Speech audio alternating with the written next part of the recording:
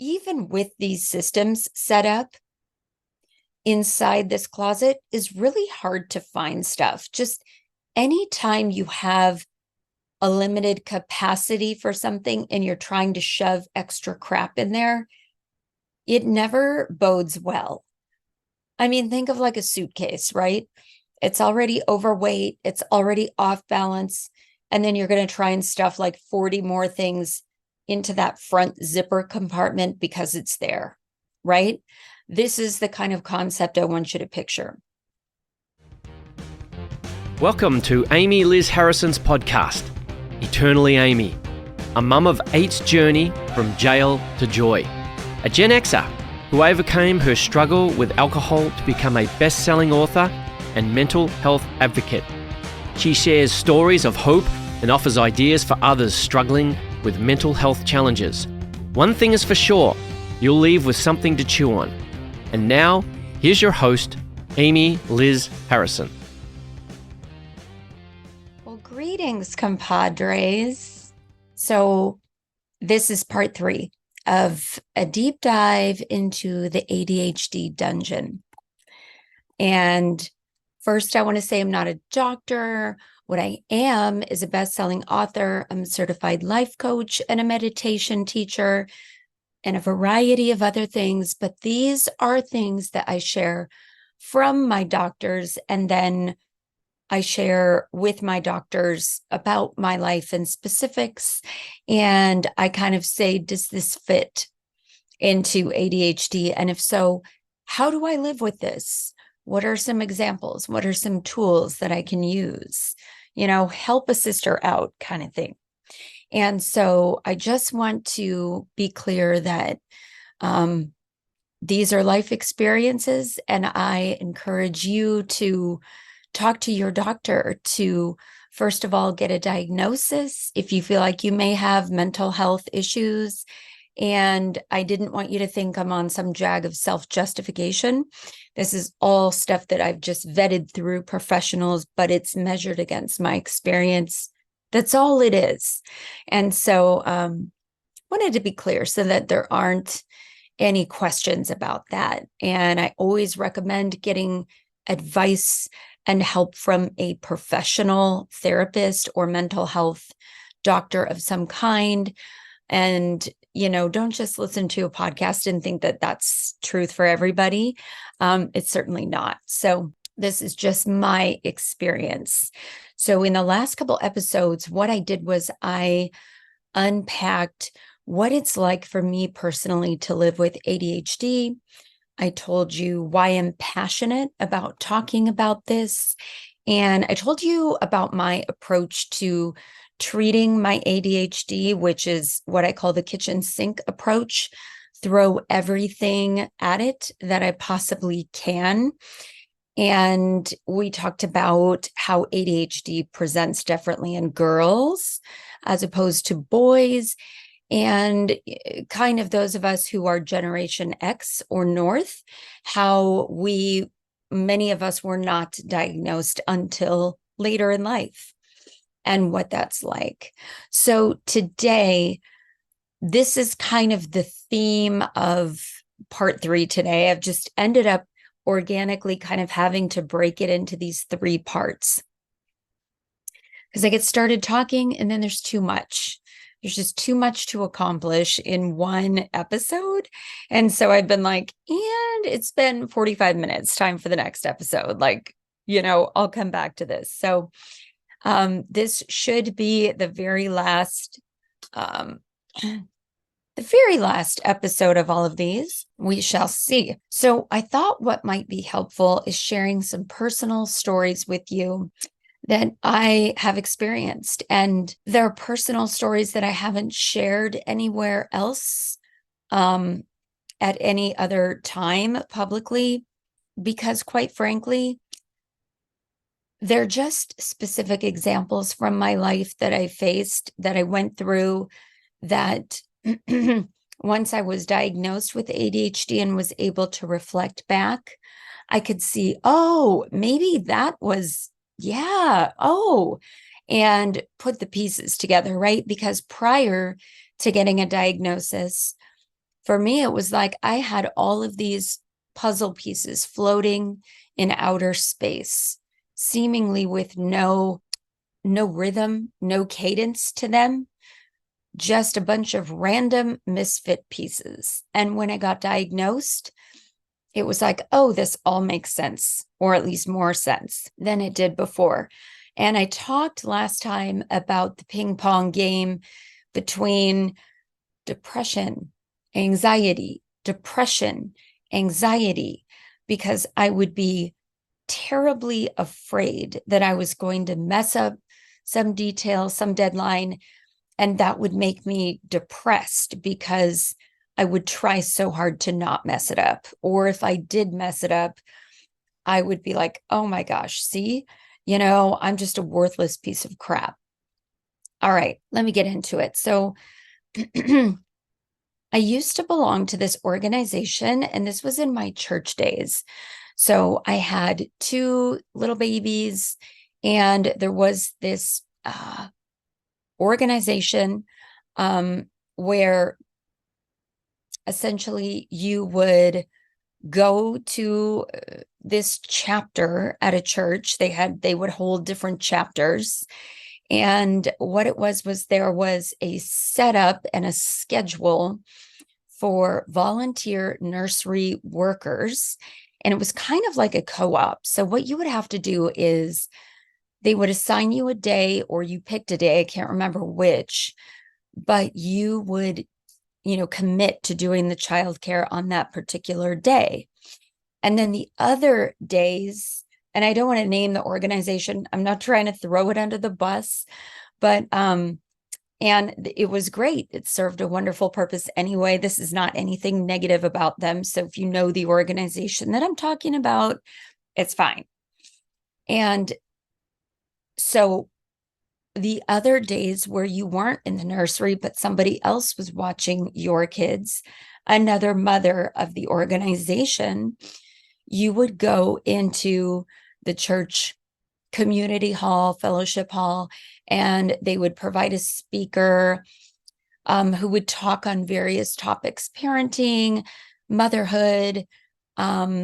You would do a craft, which I always thought was kind of strange, but I heard later that that was to help you feel a sense of accomplishment as a mother, which I think is great. And creativity, get your sort of creative juices flowing, kind of have an outlet for that. And so that's what the whole deal was. And okay, so here you go, you've got your date, right? Of when you're going to go into the nursery and do your childcare. And I can't remember exactly how this unfolded, but on my day that I was supposed to go into the nursery and do the childcare, I had no idea that it was my day. So I don't know if I wrote the wrong day down. I don't know what happened. I don't know if I just spaced out. I don't know if I was ever maybe even told what it was. Somehow it was missed that the particular day made it into my calendar and my brain. Okay. Now, this is before the days of Sign Up Genius or any of those software programs that we have today with multiple confirmations and text messages and email reminders. In fact, this was kind of like before everybody was carrying a smartphone. But I digress now because, yeah, those were different times. And I probably had, I don't know, like a day runner or some kind of a Franklin Covey. If any of you remember that, it was like this calendar that had quotes that were supposed to motivate you to organize your life and have control over your schedule and all this. And I like totally bought into all of those hook, line, and sinker because I was like, well, this is going to help me. I had no idea that I had raging ADHD. And I'm like, yeah, let me just buy another calendar. Seems right. But then you buy the Franklin Covey and you're like, oh my gosh, I feel like such a piece of crap because not even this is helping me. But back to the story. What I do remember distinctly is after the meeting on the particular day. So I'm sitting in there with the rest of the ladies, drinking coffee, having a coffee cake, whatever it was. Um, and I went to pick up my two babies from the nursery. And what had happened was I found out when I picked up my kids that somebody else had to pick up the slack and do my shift for me because they were short a person. And then my leader, my table group leader, approached me and was basically like, somebody else had to step in to your shift, Amy, because you did not go. And I remember just feeling like I was sitting in the principal's office and I just had this horrible feeling of like, oh my gosh, this lady thinks I'm elite, thinks I think I'm above everybody else and I don't have to do my shift. And it was so embarrassing. And it just knocked my self-esteem. And I just remember thinking, yeah, there it is. Like I am a piece of junk. And, it's interesting reflecting on it now because they let me sit there through the meeting and nobody went up and like tapped me on the shoulder, said, hey, did you forget today's your day to be in the nursery? Right. And so, unbeknownst to me, I'm just enjoying myself. And then I get shamed afterward. So I just remember feeling positively mortified. Just this lady's chewing me out. I've got my two little babies who are now tired, wanting to go home to eat and have a nap. And I just thought, gosh, this lady thinks I'm some self-aggrandizing, entitled person. And I scooped up the babies. I'm mortified, red-faced. And I said, oh my gosh, I'm sorry. I didn't know. And I went to drive home and I just cried the whole way. I just felt so embarrassed, so terrible. And, it was one example of so many, right? Where I couldn't get my shit together. That day was just another log on the fire for my draining self-esteem. And I 100% now know that that was ADHD, and I had no idea at the time. Sometimes I think about, gosh, if I would have been diagnosed already, at least I could have reframed that situation and I could have said, oh, okay, I know what to do here. I know what this is. I know what's going on. And I would have at least been able to approach myself with some grace and not been so condescending with myself and shaming and shaming myself because the lady shamed me, right? I would have been able to just kind of sit there and realize, all right, this is my ADHD. I missed a detail. It was a big deal. I'm going to own it and I'm going to apologize to that woman. And I just couldn't get there because I didn't know what it was. Excuse my voice. I don't know. This happens to me. It happened to my grandmas too. But one of my grandmas was even worse than what you're hearing now as far as my voice is concerned. And so, yikes. I don't know what the future holds. Sorry about this. I guess because I haven't talked that much today, haven't spoken a lot. The second example I want to give you is very recent. I'm talking in the past like 6 weeks. Okay. So what I'm realizing now is that there are some things, particularly when it comes to motivation and ADHD inattentive type. So if you have inattentive type, this is for you. All right. I think you might resonate with at least some of this. So I have a closet. Actually, I had a closet, past tense, that looked like an episode from Hoarders, the TV show. It was trashed. And I don't mean it was trashed like there was garbage in there, But let me just explain it to you and you'll understand. I had gained some weight during COVID, during the pandemic. Sorry, I'm not sure if we're supposed to say that word. I don't know how these things work anymore. But anyway, I had in 2020, okay, I had gained a bunch of weight, and I had gained weight to the point where I was like a 29.9 on that stupid body mass index chart. But truly, I was borderline obese, or at least according to that chart, I was, because all I did was stress eat, right? I had like 5 bowls of Lucky Charms every single day. And so over the past 2 decades, really, if you look at the grand scheme of things, I had every size of clothing in my closet from a size 0 to a size 16 because I had been pregnant and gaining and losing weight for the better part of 20 years. Okay. And so I have this fear that if I gain or lose any weight, I will have nothing to wear.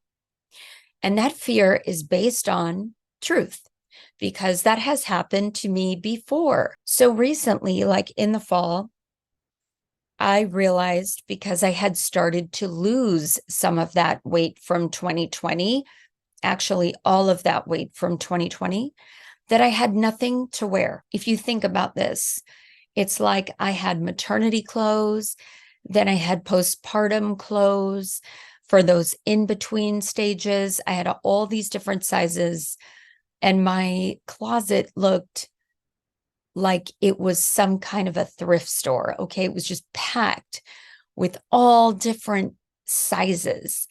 And my actual square footage of my closet is not small, but it's not a full department store size. Okay. There's not 3 levels with escalators and a bunch of boutiques for shoes and outerwear and different ways that you can organize things. What it is sort of like is an L-shaped closet. And so you go into it from my bathroom, and basically you have to take a right turn and then a left turn. And so the closet kind of lines this L shape with rods and drawers and shelves and kind of your normal closet layout, but just in a weird shape. Essentially, what happens then is you reach another door when you get to the end of my closet, and that door opens to the laundry room. So, I mean, I get the whole design and how somebody would have thought this is a great idea. This is innovative. You can go through the closet to get to the laundry room. And it's kind of like the secret passageway from the conservatory to the lounge. If you've ever played Clue, that's what it was like. And so oh, sorry, I don't know how to turn off my notifications after my system updates, my entire computer system updates. And so we go through a few days of this, of notifications popping up on my computer. And then I remember, oh yeah, I have to go and reset all of that. It's a wonderful part of ADHD. So another great example. All right, so back to my closet. Here I am with this weird layout in my current closet. I mean, so many clothes packed in there. And what's funny is they were organized. I mean, I had everything laid out according to size, according to sleeve length, according to color. I even had those little plastic hanger things that would go on the rods to indicate what was there on that rod. So I didn't have to do a ton of digging, and so that other people could find things when they needed to borrow something or grab something.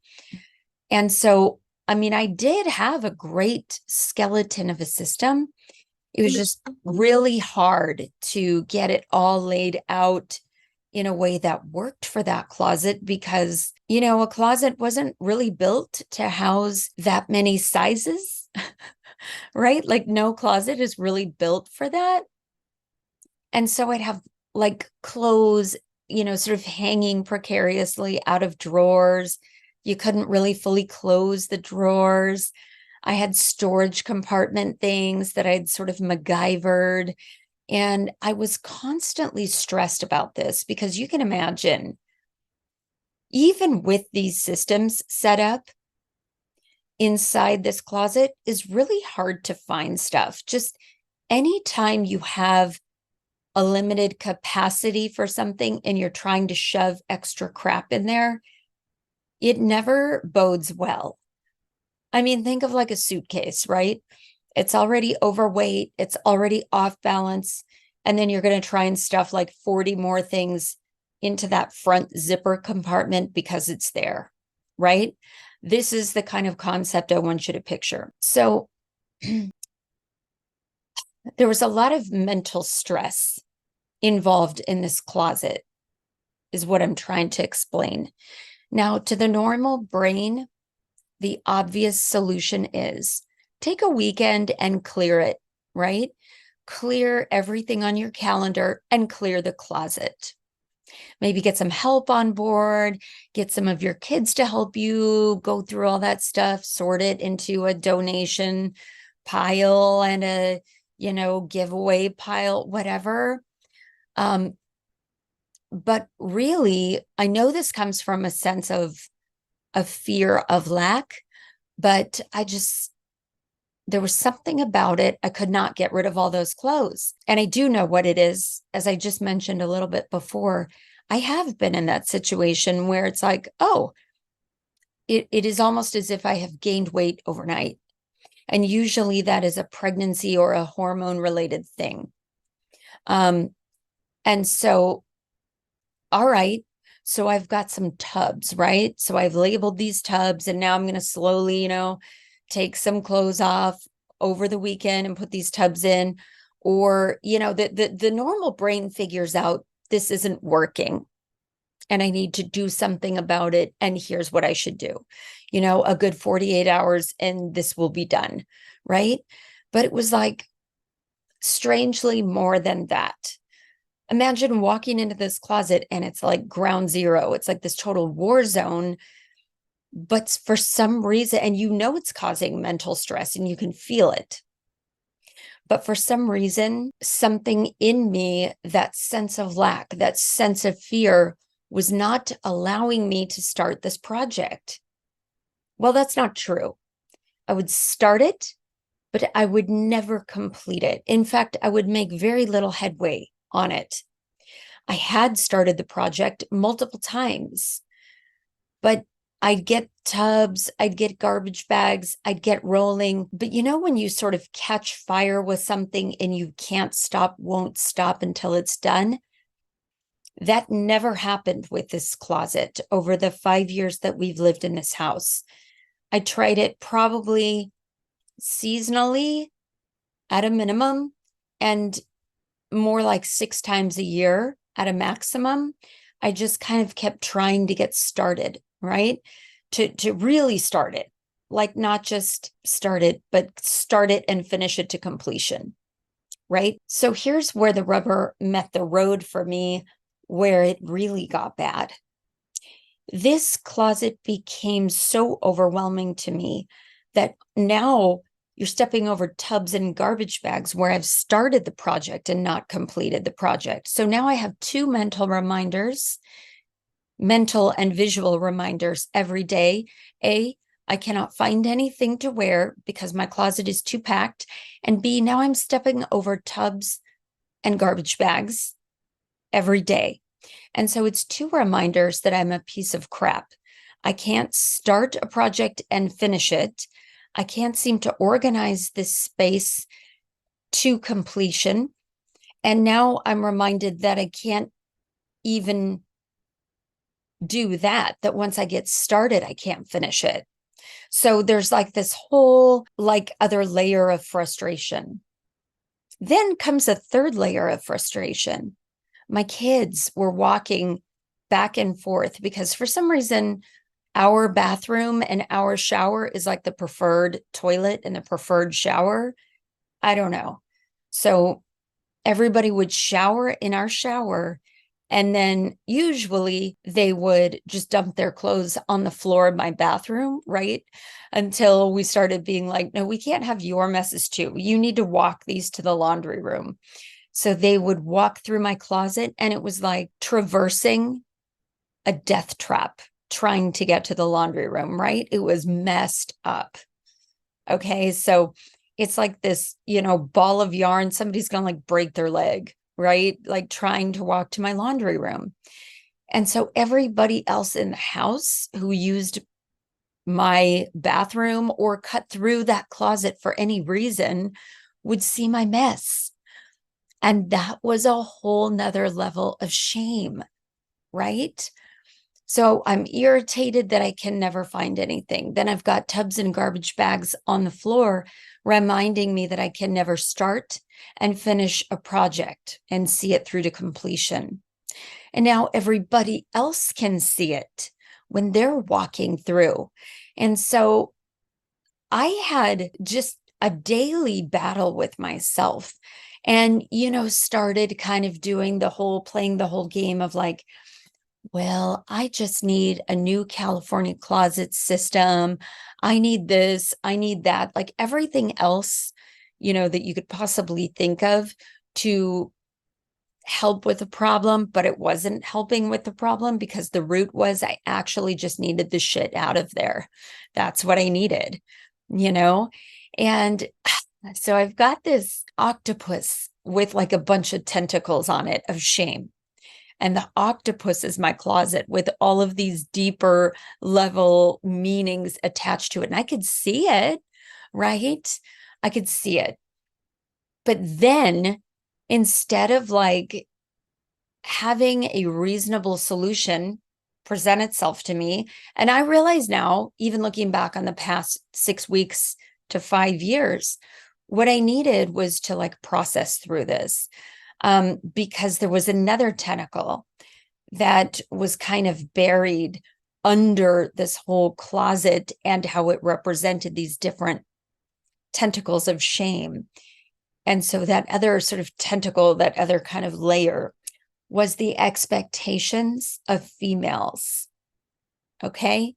So the size expectation of a woman who is an executive's wife, who is of a certain demographic, of a certain age, who society kind of tells us in this day and age and in this position in life that we're not supposed to, quote, let ourselves go. And so there was that, right? And so there's me working through that kind of like in the back of my mind that I didn't even realize until I actually did another fourth step on all of this, because I couldn't really figure out like what the hell is going on with me. And sometimes I will do all that stuff and I still don't get an answer, a clear one, and that's okay. But so sitting back there in my brain was this whole feminism thing, and the fact that if I got an invitation to something, let's say at my husband's work, I will ask my husband, what's the dress code? And he would say like, oh, I don't know. Let me find out. Because for him, it never changes. The dress code here on the West Coast is pretty much whatever for the guys in terms of a button-down shirt and some business pants is kind of their uniform. So they don't ever have to worry about, oh, and then there's sometimes like jacket and tie optional, but that shit you can keep in your car or at the office. That's just kind of like, oh, I'll just throw that on if it's a little dressier than I anticipated, right? But for us women, it's this whole thing. It's like, well, what do we wear? Because, especially those of us who have been buried in the stay-at-home mom hovel for the past 20 years, we have no idea what the hell business casual means.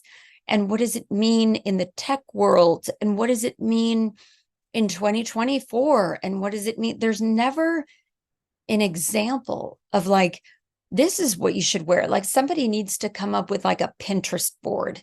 This is the example of what this means for your husband or your spouses or your partners or your industry at this day and age at such a time as this. Like, it's just so confusing for women, I mean, we're just confused enough trying to get out of our athletic wear, but try and put in like an outfit together, right? I mean, that's just crazy, especially as we're aging. I've actually overheard women say about other women, oh, that skirt is too short for somebody her age, or she shouldn't go sleeveless for somebody her age. I just can't, I don't know. What are the rules? What do you mean? I read something the other day that square fingernails, which is what I wear, are totally outdated. They date you. And so unless you have coffin or oval shaped nails, you're dated, you're showing your age. And I'm like, oh, well, gosh, I had no idea. Would it change the way I do my nails today? I don't know. I don't like oval and I don't like coffin, so maybe not. But my point is bigger, right? My point is that we don't know what is expected of us today. And so that's a whole nother level of clothing madness, of clothing mayhem that goes on in our lives. We just really, we don't know what is acceptable anymore. I don't know. I'll speak for myself. I don't really know what a casual ensemble is anymore. Women, our age shouldn't have long hair. I said screw that at one point because it's so easy because I can just throw it in a ponytail. There are all these rules for us that don't apply to men. My husband's side of the closet is suits, golf shirts, a couple of pairs of jeans, a pair of khakis or, kind of casual pants, and a tuxedo for gala events. That's it. Hey, friend, he just pops whatever shit on that he wants to.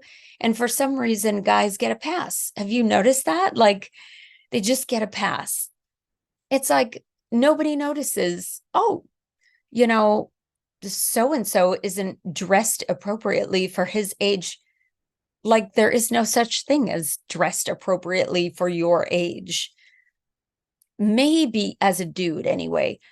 Maybe like if you saw a 75-year-old guy in like ripped jeans or something, maybe people would have some comments. But generally speaking, they just get away with so much more, right? So this resentment was tangled up in my brain, right? About how women in society are expected to look and be and show up, and how we're not given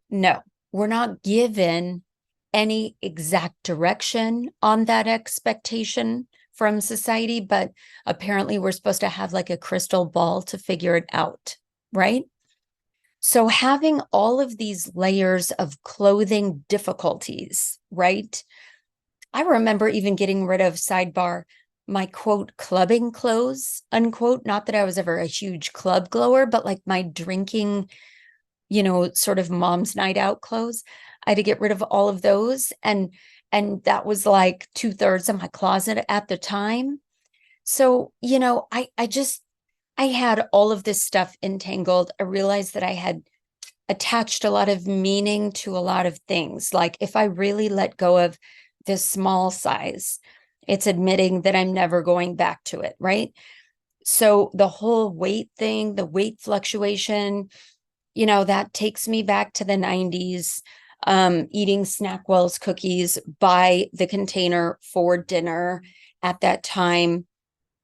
I mean, it was just all of this unhealthy stuff, right? That has been just tangled in many of our brains forever since we were teenagers, right? Eating disorder or disordered eating thought patterns since we were very young, right? That dudes tend not to suffer as much with.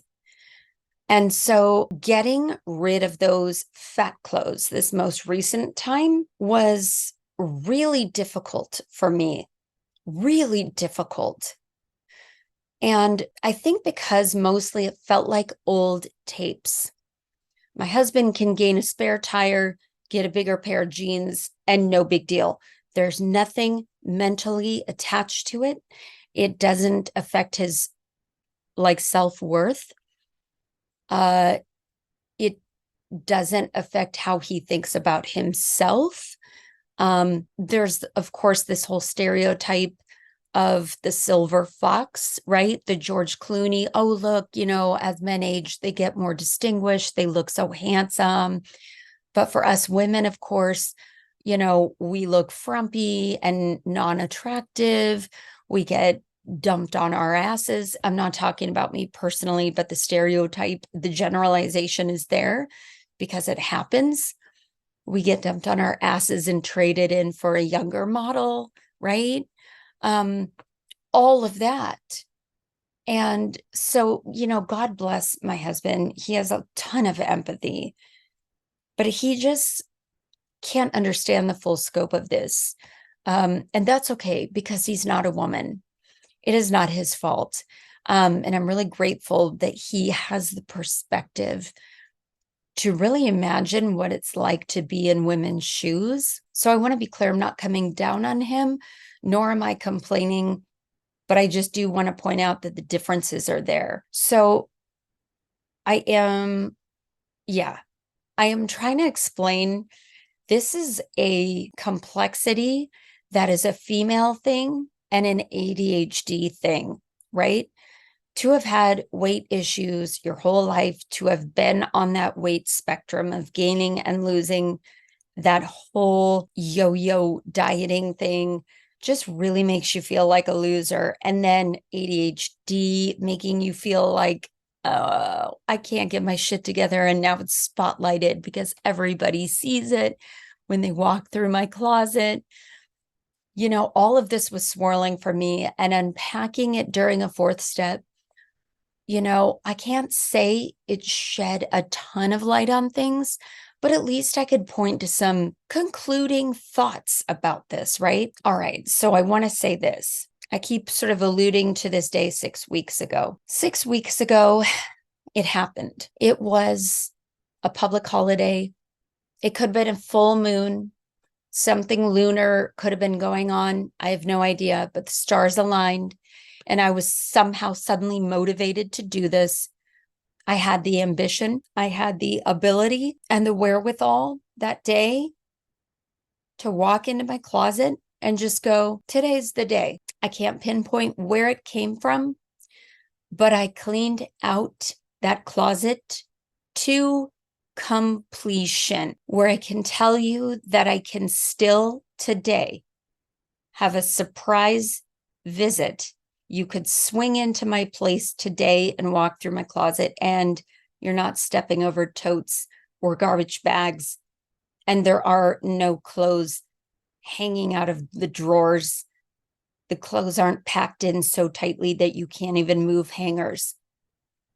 I don't know what came over me, but I was like, this ends today. It was very supernatural.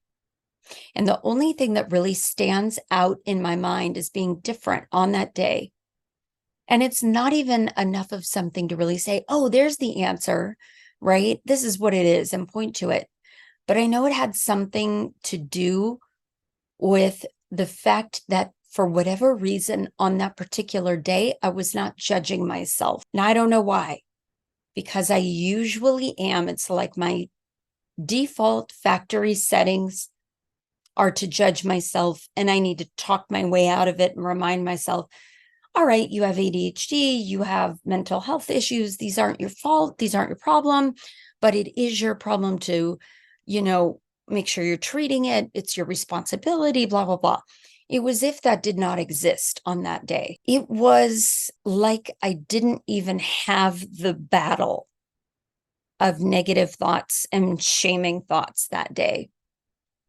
It was very strange. It was a temporary relief from that battle every day that I face in my brain.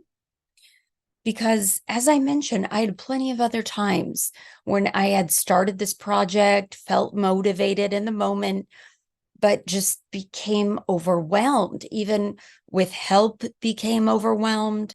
I don't know what happened, but I cleaned it. It was like that phrase that you see from time to time these days, like she woke up and handled it or something. It was like that. And I'm here to tell you now, I can cognitively say to myself, all right, that was it. That was the key. The key was not judging myself. And then the next time I'm faced with any kind of other random giant mess with the same emotional and mental attachments to it, I can just say to myself, no, no, no, I'm not going to shoot myself today. I'm not going to, you know, go through this battle. I'm just going to choose not to judge myself. It's not the same. I don't know. There was something about that day where I was organically not judging myself and shaming myself. And I don't know why. Throw in there any comments, theories, ideas about how to organically get to that spot. And I'm here for it, but I don't know of any conclusions that I can point to that got me there, really. And I'm still kind of pondering this. And I think it may reveal itself over time and it may not. But I think what it is that when I was telling myself not to judge and shame myself, it was still there because I was still kind of focused on it. I still had to tell myself not to judge and shame myself, right? So it was still on my brain. And so, therefore, by nature of the fact that I'm having to tell myself not to judge and shame myself, I'm thinking about it, right? And it's like, there's the example, there's like the proof that I'm always dealing with it because I have to tell myself, don't focus on it, you know, which I think is what starts the spiral in my brain. And so I bring this up because answers on how to solve this for myself are not always easy to find. They are elusive. It is okay not to have an answer, but it is also still my responsibility to notice this, write about it, and just go, all right, that was interesting. That was interesting that one day when I really naturally wasn't judging and shaming myself, boom, I got done. Right? So having gone from, many instances as a kid, having the whole, you're never going to amount to anything, you're not working up to your full potential, being told to me by so many people. Why are you always behind? Right? Having gone from that to having that narrative replaced with, I know what I'm working with here, but it doesn't mean it's totally gone. I mean, we're talking about undoing 4 decades of twisted thinking, right? It's been explained to me a few times that negative experiences are kind of like Velcro in your brain. They really stick in your brain, whereas positive ones are kind of like Teflon. They just fly right out as fast as they come in. And that makes sense to me. And the sort of final example of this is Mrs. Tilley, this librarian that we had in school. I remember being in the library during library time, and I was coloring a coloring page, and I must have been in second grade. And I'm just loving life, coloring this coloring page my way, the way I wanted to do it. And she walks over and she says to me, can't you color in the lines? And she said it in this really condescending manner, at least from my perception. And it's like, no wonder we have poor self-esteem. No wonder we can't clean out our closet unless we feel no judgment, because we've been judged our whole lives, right? And so we naturally are going to reach for coping mechanisms, dopamine, shopping, alcohol, whatever, because we just want to escape from this inner turmoil and torture, right? So conclusion is the conclusion, a conclusion, multiple conclusions, whatever you want to call it, some tools and solutions. So, speaking of like having dealt with this for 40 years and beyond, let me just explain some of the ways that this is played out in my life and what a tool has been. And really for me, in the simplest way I can explain it with, I've given these examples now. If I'm going to take it kind of macro and not micro, it's easiest to find your keys if you turn on the light. So if you understand what you're dealing with and you get a diagnosis, you know what the problem is, you are then empowered to be able to live with it and to have all these magical solutions present themselves to you that aren't going to boom, make your life amazing, but it's just, it takes a little bit of air out of that balloon of shame. And you go, this is the ADHD. This is the way my brain works. And that's coping with it in a positive way. That is reframing it in a positive way. Do I always instantly feel better? No. Do I get sick and tired of dealing with this? Yes. But another tool is if I throw in my kitchen sink approach and I really just deal with it using all the things, 12-step meetings, all the freaking time, at least 2 per day, and therapists, multiple therapists and doctors talking about it all the time. Another tool is talking about it with others who have ADHD, right? Also, I'm of service. I get into action. So I'm talking about mental health and behavioral health all the time, every day. Another tool is listening to podcasts about it, reading books, anything that helps me to remember that I'm not alone. And this is my final point, is that all of these tools, and I've left out journaling, but I have a very specific way of journaling that I will share on another podcast coming up because it's just too much for one. But we have options, we have tools, we have solutions, and we have, things where we can take a combination of all of the above and throw the kitchen sink at our ADHD. Maybe it's undealt with trauma.